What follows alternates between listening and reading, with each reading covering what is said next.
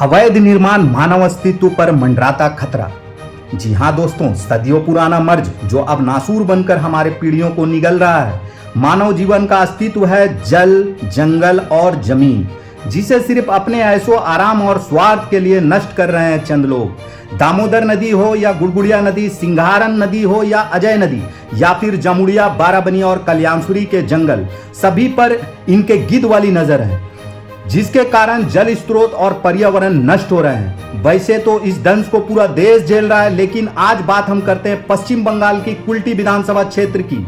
जी हाँ दोस्तों, न्यामतपुर, सीतारामपुर, बड़ाकर आदि ऐसे कुछ इलाके हैं इस विधानसभा क्षेत्र के, जहां बड़े पैमाने पर अवैध निर्माण और अवैध कब्जा किया जा रहा है। सरकारी जमीनों पर कब्जा कर एवं तालाबों को भरकर अवैध निर्माण किए गए हैं और किए भी जा रहे हैं। कई जमीनों को प्लॉटिंग कर बेच दिया गया है या बेचे जा रहे हैं। और मजे की बात तो यह है कि यह सब खुलेआम हो रहा है। उस पर यह आश्चर्य की बात है कि भूमि राजस्व विभाग हो या जिला पुलिस प्रशासन, सभी इस खुलेआम लूट की भागीदारी है और कंबल ओढ़कर घी पी रहे हैं। गौर करने वाली बात यह है कि हाल ही में राज्य की मुखिया ममता बनर्जी को इस मामले में हस्तक्षेप करना पड़ा। उन्हें खुले मंच से यह कहना पड़ा कि राज्य में पुलिस और तृणमूल के लोगों की संलिप्तता से अवैध कार्य हो रहे हैं, जिसके पश्चात पुलिस हरकत में आई और कुछ भूमाफियाओं, तृणमूल नेताओं की गिरफ्तारी समेत पुलिस अधिकारी निलंबित हुए।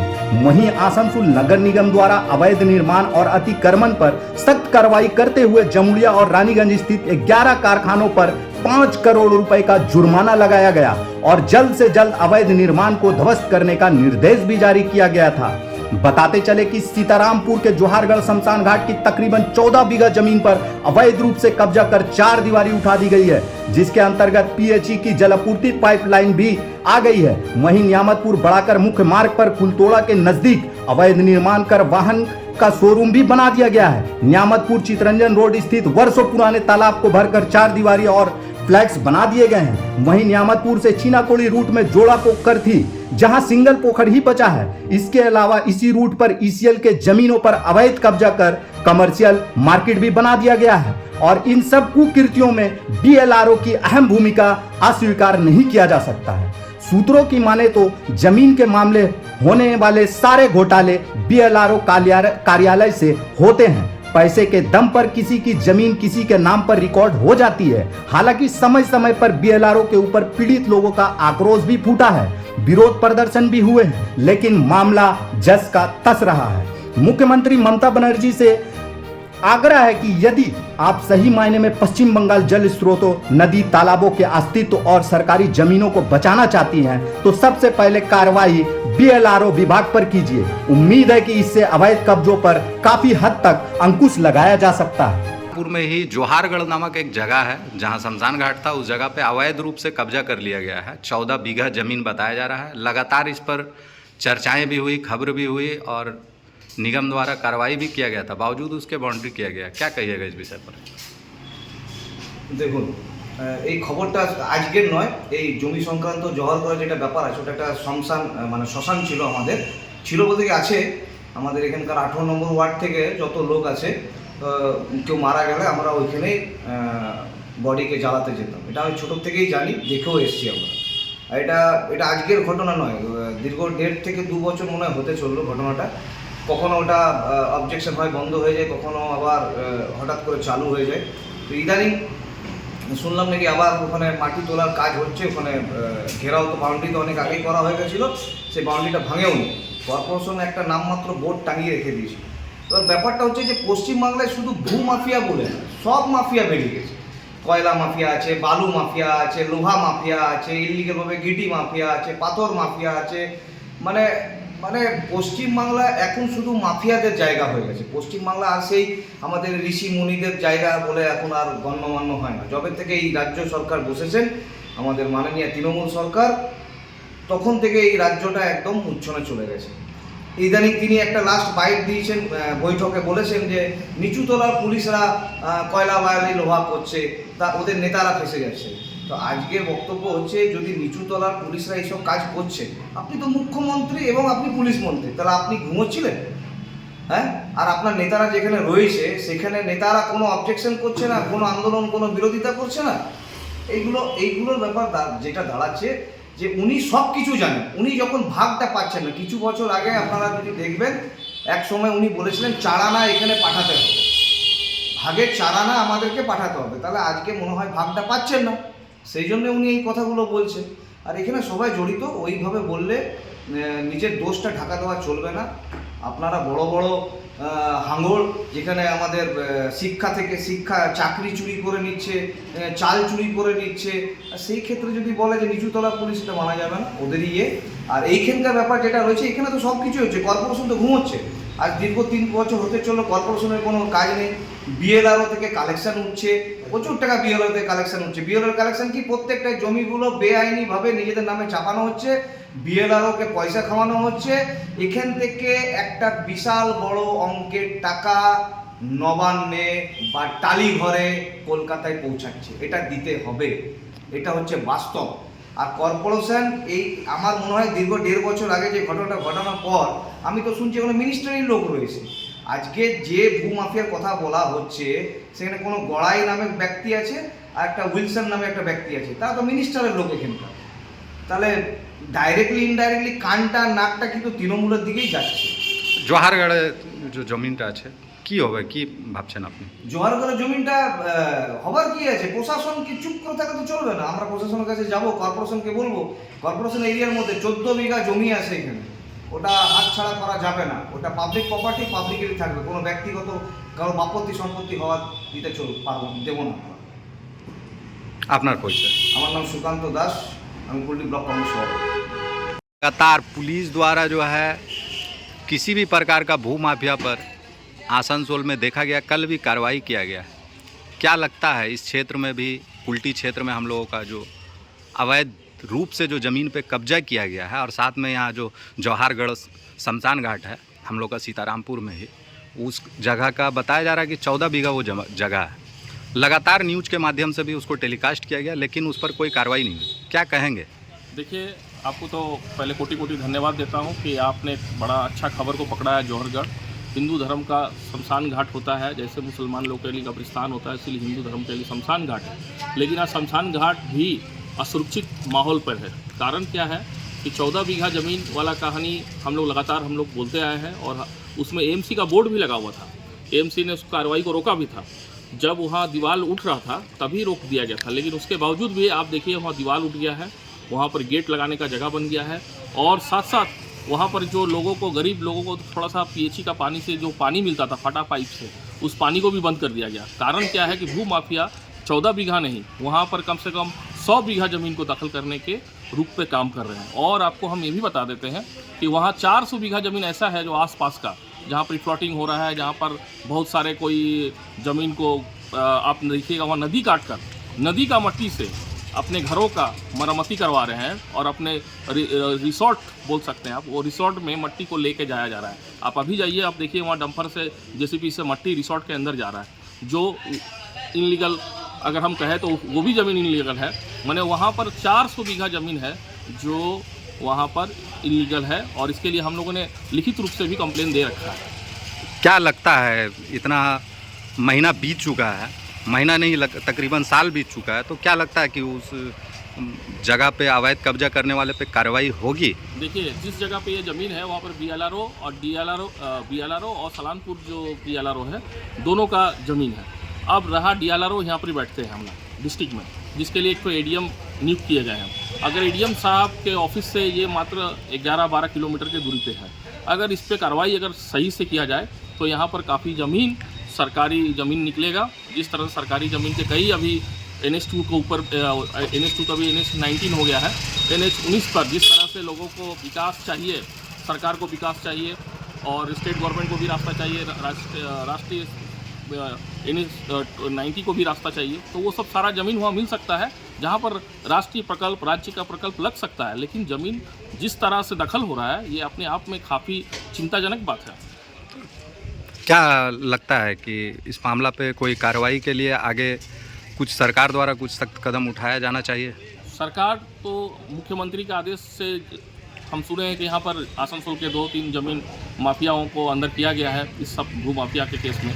इसे हम विशेष रूप से यहाँ के डिस्ट्रिक्ट मजिस्ट्रेट साहब से रिक्वेस्ट करेंगे कि वो इस मैटर को देखें ये 14 बीघा 400 बीघा दोनों का सच्चाई सामने आ जाएगा। कितना ज़मीन वहाँ पर वेस्ट है, और नदी को काट के मट्टी को अंदर ले जाना सबसे बड़ा अपराध है। नदी को काट कर ईटा भट्टा में ले जाना सबसे बड़ा अपराध है। वहाँ पर गाछ वृक्ष को काट दिया जा रहा है। आप देखिएगा कि PWD का जो रास्ता बना हुआ है, वहाँ रोड पे पोल गड़ा हुआ है, जहाँ पर एक्सीडेंट हो रहा है। क्यों? कि भू माफिया ने ज़मीन को रोड से बाउंड्री घेर के रखा है। तो ये सब चीज़ देखना जरूरी है। एक बच्चा का जान चला गया आज से 6 महीना पहले, इसलिए कि वो मोटरसाइकिल लाके लोहा वाला पोल में मार दिया, जो कि इलेक्ट्रिक का पोल गड़ा हुआ है। तो रोड के ऊपर में पोल गाड़ दिया जा रहा है, लेकिन प्रशासन सिर्फ मूक दर्शक बनी हुई है। मैं DM साहब से अनुरोध करूंगा कि इस पर तत्परता से कार्रवाई हो। किसकी संलिप्तता हो सकती है इसमें? सब पुराने भू माफिया सब है, ये सब नाम किए हुए भू माफिया। पहले CPM का संरक्षण था, अभी TMC का संरक्षण है, और आने वाला समय में देखिए किनका किनका संरक्षण ये लोग लेंगे। कुल्टी क्षेत्र में और भी कुछ ऐसा जगह है जहाँ मतलब इस तरह का अवैध कब्जा हो रहा है? बहुत बड़ा जगह है। ये 18 नंबर वार्ड में, यहाँ सामने में आपका बाईजी पड़ा है, यहाँ पर तालाब पर घर बन के जा रहा है।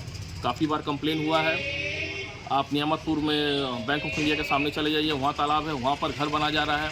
आप शिव मंदिर के पीछे में कब्रिस्तान के पास में तालाब है, वहाँ पर घर बनते जा रहा है। तालाबों पर तो घर बनने का तो सिलसिला जारी है, और जब बारिश पड़ती है, जब बाढ़ आती है या बारिश का पानी जब बहने के लिए जब जाता है, तभी ना बारिश आ जाता है। इसलिए कि तालाब के ऊपर में आप घर बनाइएगा तो पानी किधर जाएगा? पहले के लोगों ने जिस तरह से तालाब को बनाया था, वहाँ के सारे मोहल्ले का पानी, रास्ते का पानी तालाब में जमा होता था, इसलिए बाढ़ नहीं आता था। आज बाढ़ आने का सबसे बड़ा कारण है कि तालाब पर घर बनाना, डोबा पर घर बनाना, और डोबा और तालाब पर घर बनाना तो यहाँ के लिए आम बात हो गया। तो इसके लिए क्या कुछ उच्च नेतृत्व तक आप शिकायत करेंगे? हम लोग तो लगातार करते हैं, और हम लोग तो सरकार में है नहीं, हमारा सांसद भी अभी नहीं है, हमारे MLA साहब तो जो शिकायत करते हैं, और हम लोग कॉरपोरेशन में भी उतने मेजोरिटी में नहीं है। हम मेयर साहब से अनुरोध करेंगे, DM साहब से अनुरोध करेंगे, और हमारे जो भी राज्य सरकार से अनुरोध करेंगे कि आप इस पर कार्रवाई कीजिए, जिसका संलिप्तता मिले उस पर तत्परता से एक्शन लिया जाए। आपका परिचय? मेरा परिचय, मैं टिंकू वर्मा और भारतीय जनता पार्टी के एक साधारण कार्यकर्ता हूँ। अवैध निर्माण और अतिक्रमण, चाहे तालाब भराटी हो या नाला भराटी हो, उस पर कार्रवाई सख्त कर दी है, और कार्रवाई काफ़ी तेज है। इस दौरान कुल्टी विधानसभा में भी देखा जा रहा है कि कई जगहों पर ऐसे तालाब भराटी का कार्य किया गया है, और उस पर अवैध निर्माण भी किया गया है, और अवैध तरीके से ECL की संपत्ति हो या फिर सेल की संपत्ति हो, उस पर अवैध तरीके से दखल करके उस पर भी अवैध निर्माण किया गया। क्या कहिएगा इस विषय में कि कुल्टी में क्या होगा? देखिए, कुल्टी में आप अगर चारों तरफ घूम लीजिएगा, 10 साल पहले जितना तालाब था उसका आधा हो गया। हमारा 61 नंबर वार्ड में 3 से 4 तालाब है जो भराटी के कगार पे है। अब दाग नंबर 16 देखिए, जो आधा भराटी हो चुका, आधा उसमें नाम चढ़ करके घर बन चुका है।